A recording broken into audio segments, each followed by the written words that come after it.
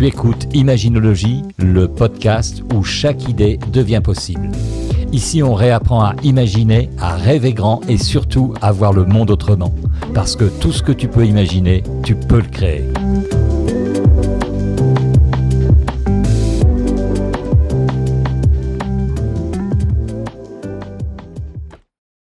Salut à toi, bienvenue petit jardinier. Je vais pas dire petite jardinière parce que jardinière ça fait un peu pot de fleurs et par extension un peu potiche. Donc je vais dire salut les petits jardiniers. Pourquoi je dis les jardiniers? Parce que je vais te parler aujourd'hui de préparer ton jardin intérieur avant d'appeler l'abondance. Et oui, tout le monde parle d'abondance, de loi d'attraction, mais on oublie le plus souvent un petit détail important, c'est qu'avant de planter une graine, un jardinier regarde toujours sa terre. Et oui, tu peux planter la graine d'abondance, mais si tu la plantes dans un terrain plein de cailloux, il n'y a rien qui va se passer. Effectivement, avant de planter une graine, le jardinier regarde toujours sa terre et il va sentir si elle est humide ou sèche, meuble ou dure. Et il sait que s'il ne prépare pas le sol, la graine, la plus rare du monde, la meilleure du monde, ne donnera rien. Alors, pourquoi est-ce que toi, et je te pose la question, tu voudrais planter tes objectifs, tes rêves réalisés, comme on dit en imaginologie, dans une terre intérieure que tu ne regardes même pas? Eh oui. Alors aujourd'hui, je vais te parler du jardin intérieur. Alors non pas comme une jolie métaphore Pinterest ou une vidéo TikTok.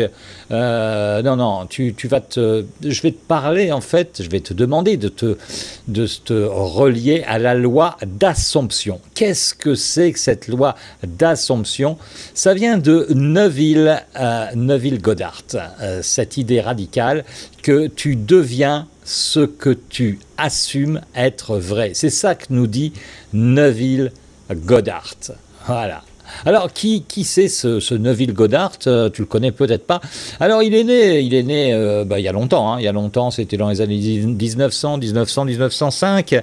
Il est né à la Barbade. C'était un enseignant un peu mystique qui s'est installé, qui a eu un grand succès aux États-Unis. Sa conviction, c'est quoi? C'est ton imagination n'est pas juste un rêve intérieur, c'est ta force créatrice, la force créatrice de ta vie. Et la loi d'Assomption dit tu deviens ce que tu assumes déjà être vrai. C'est pas rien ça. Et autrement dit, ton monde extérieur se modèle autour de l'état intérieur que tu occupes avec constance et conviction. Eh oui, si tu n'as pas de conviction, il n'y a rien qui va se passer. Pour lui, le sentiment, l'émotion autour de ça, c'est le secret. Ressens comme si c'était déjà là et regarde le monde s'aligner. Elle est sympa cette loi d'Assomption, non? Ressens comme si c'était déjà là et regarde le monde s'aligner. Alors, j'utilise la métaphore, pour rallier ça, j'utilise la métaphore du jardin intérieur. Alors, qu'est-ce que c'est qu'une métaphore et pourquoi un jardin, tu vas me dire? Alors, une métaphore, c'est un raccourci de sens, en fait.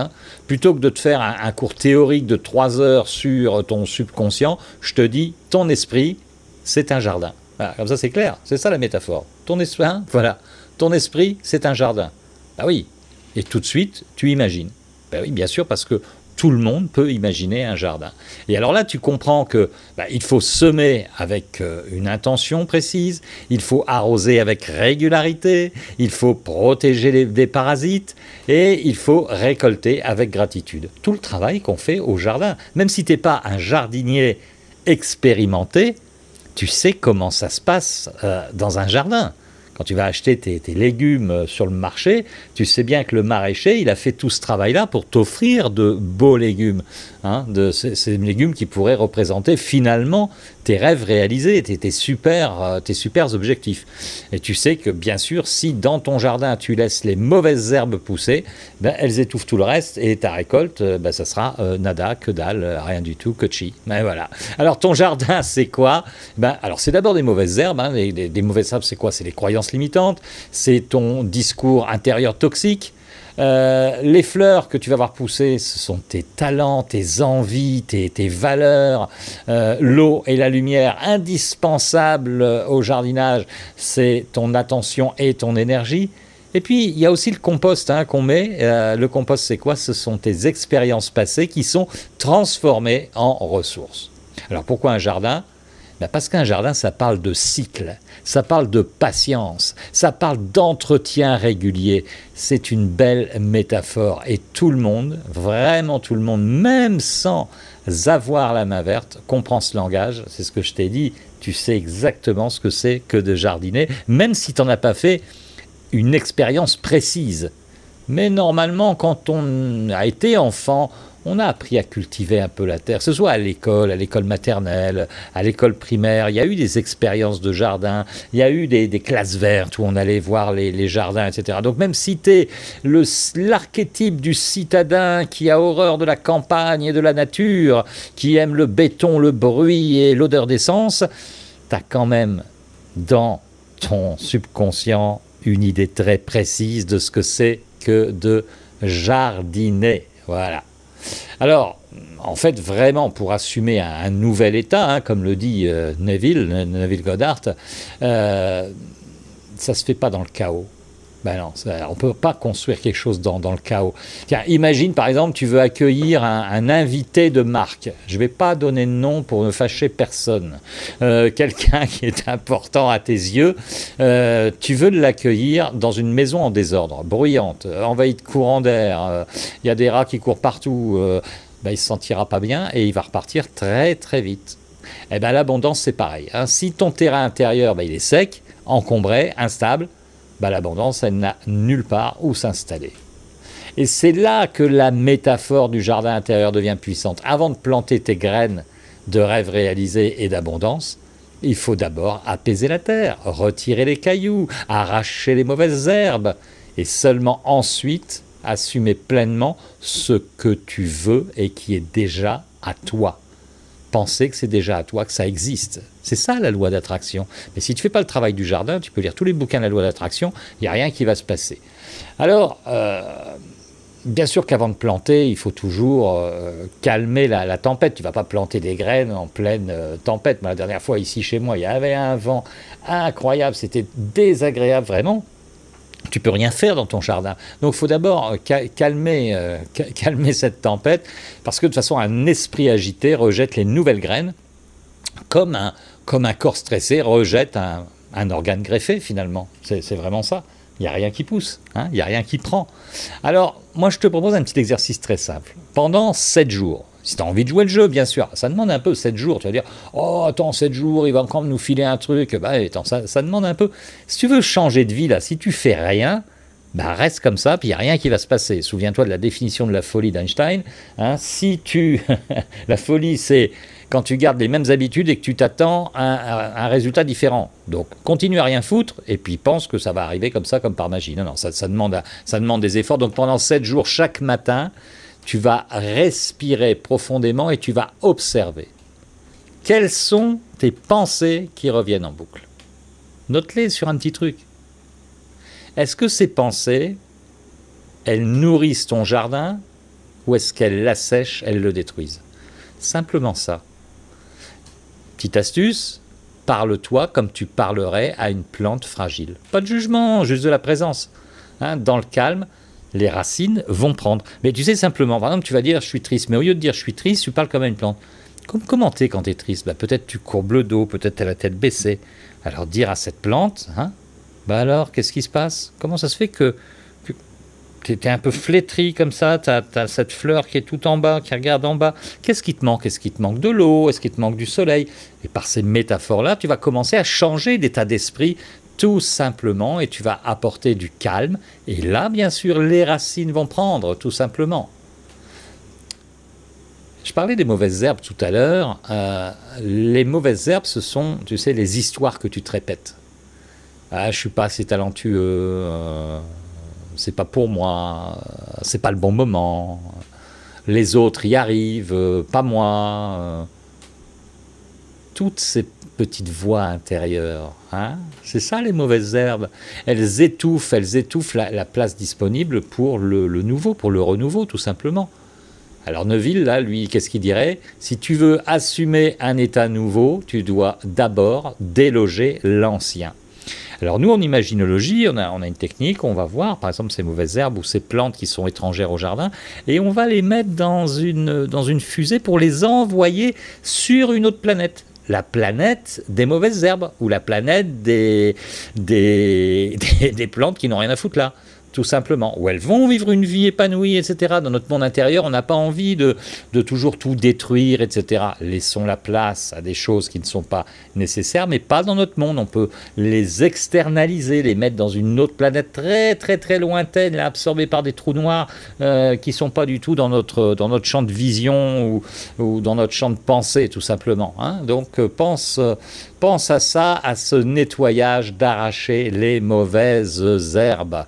Tiens, par exemple, ce que tu peux faire, tiens, ferme les yeux là, 2 secondes, ferme les yeux, voilà, imagine un jardin, voilà, un jardin intérieur, voilà, tu regardes, il y a peut-être des fleurs, il y a peut-être des arbres, il y a peut-être des animaux, des oiseaux, tout est équilibré, mais d'un seul coup, tu repères une mauvaise herbe. Ouais, cette mauvaise herbe, tu le sais que c'est une croyance limitante, regarde là, quelle forme elle a, comment elle est cette mauvaise herbe là, hein? Alors tu la prends, tu l'arraches doucement. Pas, tu la casses pas, tu l'arraches doucement. Tu sens que ses racines, elles sortent. Tu sais, voilà comme ça. Très bien. Hop, tu la mets dans une fusée. Allez, tu mets la mise à feu. 1, 2, 3, 4, 5.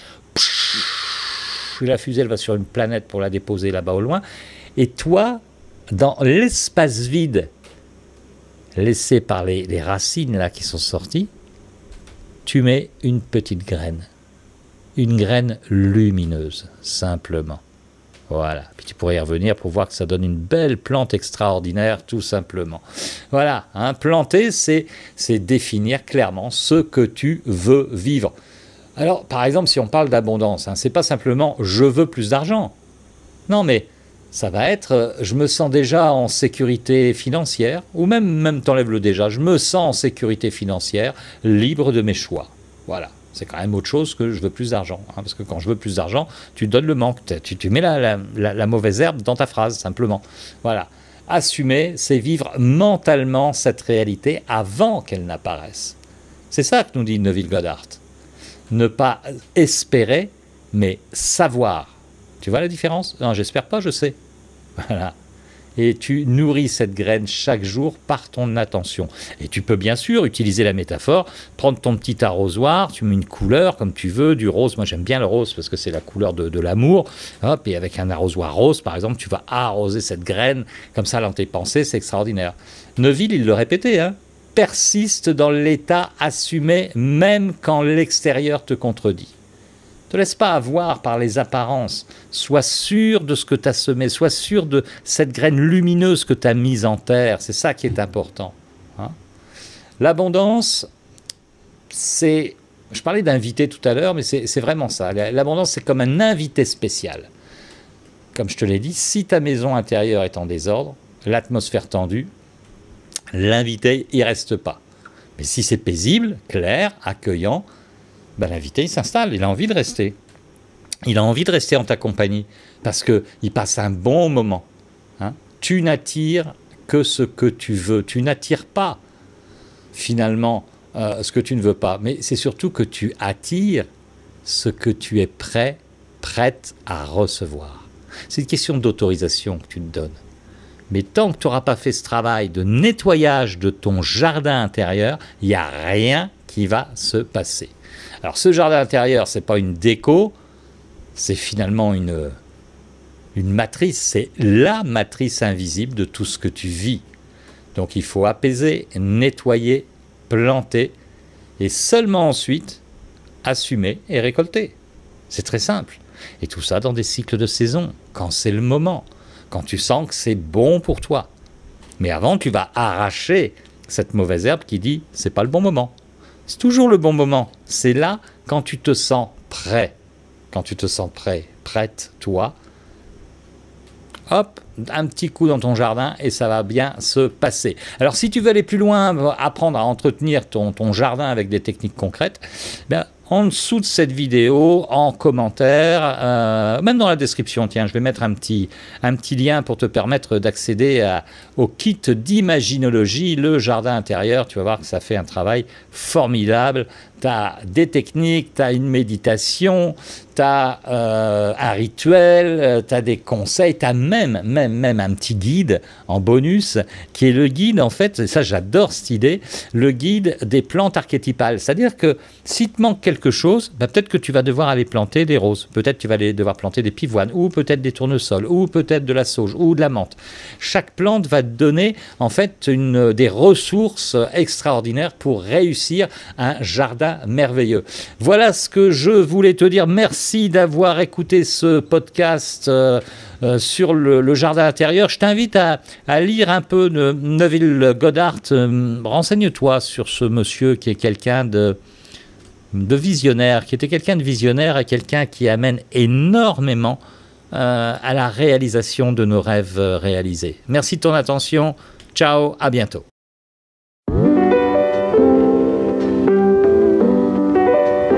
Merci d'avoir écouté Imaginologie. Rappelle-toi, tout commence par une idée, un rêve, une vision. Ce que tu imagines aujourd'hui peut devenir ta réalité de demain. Alors, continue d'imaginer, de créer et de croire en l'infini des possibilités. À très vite.